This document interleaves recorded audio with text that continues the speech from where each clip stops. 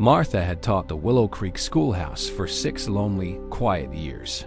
She lived alone in a small cabin with 1 bed and 1 chair.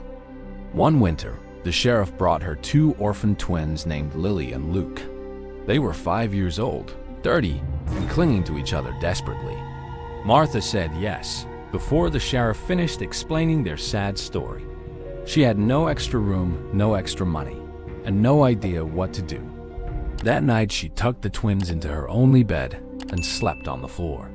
The next morning, she wrote a note asking for help and nailed it outside. A carpenter named Simon read the note while walking to a job site. He was 30, quiet, and lived alone since his mother died of fever. Simon knocked on her door and said, "I can build you a room cheaply." Martha said, "I have no money to pay you, only soup and gratitude." He said, "Soup is better than gold, especially if you add some bread." She laughed, and the twins peeked from behind her woolen skirt shyly. Simon knelt down and said, "Hello, little ones, I like building things." Luke asked if he could build a fort, and Simon said maybe later. Lily hid her face, but Simon did not push her to speak at all. He started measuring the cabin's back wall while Martha made coffee. For 2 weeks, Simon came every morning before his paid jobs began. He hammered and sawed while Martha taught the twins their letters inside. Lily slowly stopped hiding and brought Simon small cups of water. Luke asked to hold the hammer, and Simon let him tap a single nail. Martha watched from the window and felt something warm bloom in her chest. She had not felt that warmth since her father died 5 years ago. Simon asked her opinion about window placement, door height, and roof pitch. She realized he treated her like a partner, not a helpless woman at all. The twins began calling him Uncle Simon, which made him blush deeply. Martha apologized, but Simon said, "No, I like it. Truly I do." The new room had 2 small beds and a window facing the morning sun. Simon built it with extra care, sanding every edge to prevent splinters. He carved a small rabbit into the headboard of Lily's bed softly. He carved a horse into Luke's headboard, and the boy wept with joy. Martha cried when she saw the finished room, unable to speak her thanks. Simon said, "Do not cry, or I will start crying too, and that is awkward." She laughed and hugged him, her arms around his waist for 3 seconds. He froze, then relaxed, then gently patted her back with his rough hand. The twins ran into their new room and jumped on the bed, screaming happily. Simon stepped back and said, "I should go. You have a family to feed." Martha said, "Stay for supper, Simon. You are part of this now too." He stayed, and they ate stew by the fire with the twins chattering. Lily sat on Simon's lap without asking, and he let her play with his tool belt. Luke asked Simon to read a bedtime story, and Simon looked at Martha nervously. She handed him a book, and he read with terrible pronunciation but great heart. The twins fell asleep holding each other's hands in their new beds. Martha walked Simon to the door and thanked him for everything he had done. He said, "I will come by tomorrow to check the roof for winter leaks." She said, "You do not have to," but he was already walking away smiling. He came every day after that, always finding something to fix or build. He built a small table so the twins could eat at their own height. He built a rocking chair for Martha because she mentioned her back hurt. He built a wooden whistle for Luke and a doll crib for Lily quietly. Martha asked why he was so generous to strangers. He barely knew it all.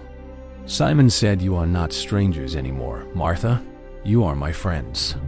She looked at him and said, "I think we are more than friends, Simon." He stopped sanding a plank and stared at her with wide, uncertain eyes. He said, "I am not good with words, so please say that again slowly." She said, "I think I am falling in love with you, Simon the carpenter." He put down his tools and crossed the room in 3 long strides. He took her hands and said, "I've been falling since you laughed at my soup joke." She cried and said, "Why did you not tell me sooner, you foolish man?" He said, "Because you had 2 children to worry about, not a lonely carpenter." She said, "You are not lonely anymore, and neither am I, thanks to you." He kissed her forehead, then her nose, then her lips very softly. The twins saw everything and cheered from their bedroom window loudly. Luke yelled, Uncle Simon kissed Mama, and Lily clapped her small hands. Simon turned red, but Martha laughed and pulled him back to her happily. That night she asked the twins if they would like Simon to live with them. Luke said yes, because he builds good things, and Lily just nodded firmly. Simon moved his tools into the new room and his body into Martha's bed. He proposed 6 weeks later under the apple tree he had planted for them. He carved a ring from oak wood because he had no money for gold. Martha said yes, and the twins wore tiny wooden rings he made too. They married in the schoolhouse with all the children as witnesses. Simon promised to build her anything she ever needed, or even just wanted.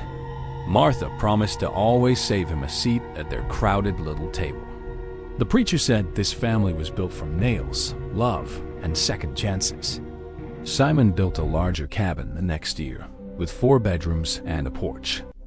He carved 3 rabbits and 3 horses into the new headboards for everyone. Martha became pregnant with their own child, a daughter they named Grace.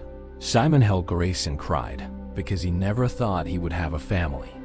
Lily and Luke adored their little sister and helped change her cloth diapers. Simon taught Luke carpentry, and Luke built his first birdhouse at age 7. Lily learned to read from Martha and then taught Grace before she started school.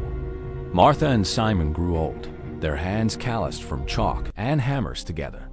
Some nights, they sat on the porch and watched the sunset without speaking at all. Simon would reach for her hand, and she would squeeze it twice meaningfully. The twins grew up, married, and had children of their own eventually. Simon built cradles for each grandchild, carving rabbits into every single one.